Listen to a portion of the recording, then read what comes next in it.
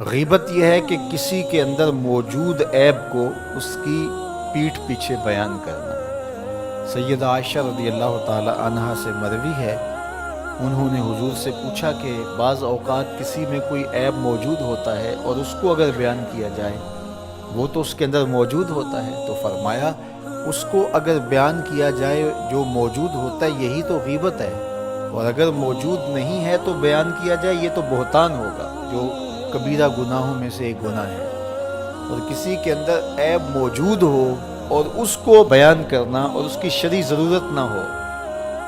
آپ کو عدالت میں گواہی دینے کی نوبت نہیں آئی ہے، کسی نے آپ سے نہیں پوچھا کہ میں فلاں کے بیٹے سے رشتہ کرنا چاہتا ہوں تو وہ کیسا ہے، تو یہ مجبوری ہو تو پھر تو بتانا پڑے گا کہ وہ نشے کا عادی ہے، تو اپنی بیٹی کو اس دلدل میں نہ پھینکیں، وہ ایک الگ بات ہے۔ کوئی ضرورت شرعی نہیں تھی، کوئی اخلاقی ضرورت نہیں تھی، تو اس کے بغیر کسی کے عیب کو چھالنا، لوگوں کو اس سے بدظن کرنا، اس سے نفرت دلانا اور خام خواہ اس کی آبرو ریزی کرنا، یہ سخت جرم ہے اور یہ کبیرہ گناہوں میں سے ایک بڑا گناہ ہے۔ اور یہ بات ذہن میں رکھیے گا کہ اگرچہ غیبت عام ہو گئی ہے اور عام ہونے کی وجہ سے اس کو عیب نہیں سمجھا جا رہا، تو اس کا یہ مطلب نہیں ہے کہ یہ عیب نہیں رہا، یہ پھر بھی عیب ہے اور اتنا بڑا گناہ ہے کہ فرمایا گیا الغیبۃ اشد من الزنا، غیبت بدکاری سے بھی بڑا گناہ ہے۔ اور پھر بدبختی، معاشرتی قدروں کی پامالی یہ ہے کہ کسی کی بدخوئی کرنا یہ تو معمول زندگی لوگوں کا بن ہی گیا، لوگوں کی بیٹیوں کے تبصرے لوگوں کی مجلسوں میں آ جاتے ہیں۔ یہ کتنی بد نصیبی ہے کہ کسی کے گھر کی باتیں وہ 100% درست ہی کیوں نہ ہو، اس کی بیٹی کا تذکرہ، ماں بہن کی باتیں چوپالوں میں، بیٹھکوں میں، مجلسوں میں گونجتے ہوئے کہکہوں کی صورت کے اندر بیان ہوں، تو ذرا بتائیے کہ وہ معاشرہ کوئی معاشرہ ہے؟ آج میں اور آپ دیکھیں کہ ہم کہاں کھڑے ہیں۔ اور آقا کریم علیہ الصلوۃ والسلام کو یہ چیز دکھلائی گئی کہ تانبے کے ناخنوں سے اپنے چہرے کو نوچ رہے ہیں۔ اپنا معاشرہ تشدد اور افتراق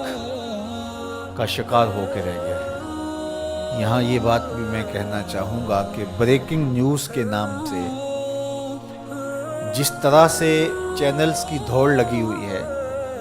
اور اس میں یہ نہیں دیکھا جاتا کہ کسی کی عزت کو اچھالنا قرار پا رہا ہے اور اس کا کیا نقصان اس معاشرے میں ہوتا ہے۔ اور تیسری بات یہ ہے کہ برائی کو نشر کرنے سے برائی کی حوصلہ افزائی بھی ہوتی ہے اور لوگ گناہ میں دلیر ہوتے ہیں، اور اگر اس کو بیان کرنا ناگزیر بھی ہو جائے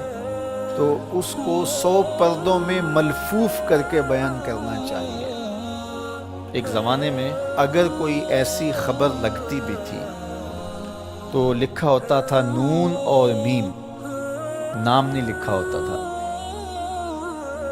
دونوں قابل اعتراض حالت میں پائے گئے اور پولیس نے موقع پر گرفتار کر لیا۔ تو نون اور میم لکھا ہوتا اور قابل اعتراض حالت، بس یہی ہوتا۔ اور اب یہ